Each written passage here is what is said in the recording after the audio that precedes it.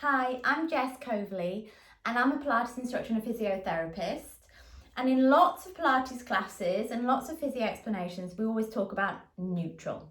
Neutral posture, neutral pelvis, neutral position. So I thought I'd tell you what neutral actually is and how to find it.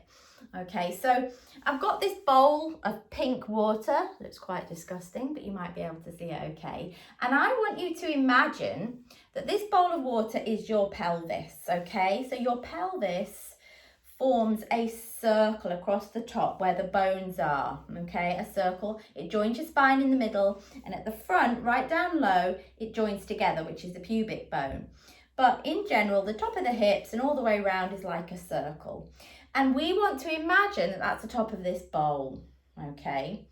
And inside your pelvis, I want you to imagine there's some water, like this water. And we want that water to be level when we've got a neutral pelvis. So I'll tell you how you find that level pelvis, but let's just think what happens if your pelvis isn't level. You would tilt the water out the front, wouldn't you? You'd tilt forwards. And what that does is, when you tilt forwards, you arch the back too much. You tilt and overarch the back and put a lot of pressure through some of these low back joints, and also you flare the front, you overstretch the tummy, okay? And then if we tilted the pelvis back and the water tipped out the back of my pelvis, okay, we would flatten the back out, okay? And in standing, you end up tucking your bottom under, and your bottom, rather than being nice and it will tuck and flatten into your legs. So we want our water to be level. We want our pelvis to be level. And what that means is all the muscles that then attach to your pelvis are in their optimal position. They are happy, as are the joints of the spine, which is meant to form a nice smooth S-curve.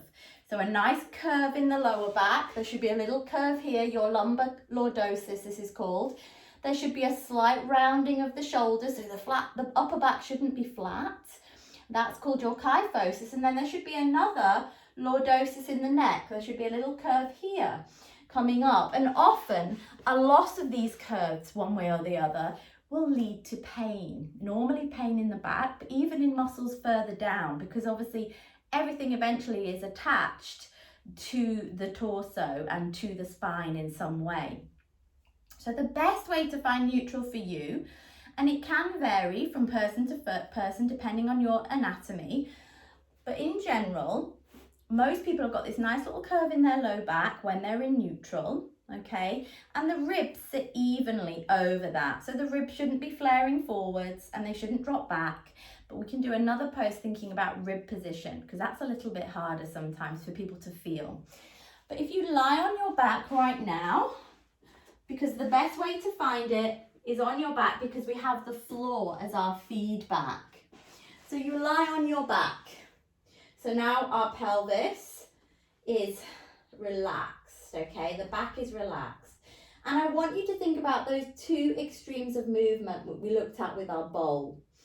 So when the water tipped out the front, okay, our back arched. So I want you to do that. I want you to imagine you've got a marble on your belly button, okay? Or I like to think about a Malteser, but that's just because I like chocolate. So you tilt the pelvis forwards and you increase this big curve in your back, okay? There's a big lift here, and the marble or the Malteser, if you had one, would roll down towards the pubic bone and the floor. It would go that way, and this is an anterior tilt. And then if you go the other way, you imagine the Malteser rolling back up and then all the way up towards your belly button, okay? That's called a posterior tilt. And that's when your bottom kind of tucks under. People often try and do this when they think they've got a big bottom and they're trying to hide it. So they tuck it away. We don't want that. We want to be proud of our bottoms. So we want to go forwards. Try this a few times. Tilting the pelvis, arching the back, and then imprinting or tucking under. And both of these extremes of movement are neutral, but this is a nice way to mobilize the lower back and the pelvis. So you can try this a few times. And then I want you to find the position where your marble or your Malteser is level. It doesn't roll anywhere. It's between those hip bones and it would stay fairly level. So there is your neutral. There shouldn't be any pushing into the floor or arching away. And you might find that this may feel uncomfortable, unnatural to you. Don't force yourself into it. Gradually ease yourself into it if you have a very tight back in either direction. And when you found that neutral, just check that the back of your ribs are down and there's a very slight curve. Normally you might only be able to slide half a hand in. You might not get it all the way through, so don't worry if there's not a big obvious gap there. And this is your neutral position. And this is the optimal position for engaging your core muscles and working most of the body. So in Pilates, and often when I'm giving physio clients exercises, one of the most important things to do is to find neutral first. When you've found that and you're aware of it and you start to practice engaging your core in this position, then everything else will then get easier and more comfortable ultimately, because your muscles will be happier, that they can work better. So try that. Try finding neutral on your back first, and then try drawing your tummy in and lifting your pelvic floor without moving out of this position. Don't let yourself tuck. Don't squeeze your bottom. Just tighten inside. And this is the first step to contracting and engaging the core muscles. Start on your back and then work into other positions. And then once you know where your neutral is, you can then take this theory into all your other positions, such as all fours. Again, you don't want to be overarched. You don't want to be tucked.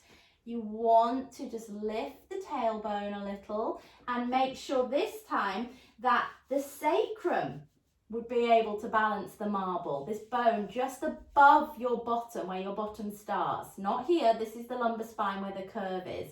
Just a little bit lower. I should be able to balance something here. And this is a good position again for practicing engaging your core. And have a look back at some of my core videos and where to start and some of the beginners Pilates work if you're suffering with any back problems or postural issues.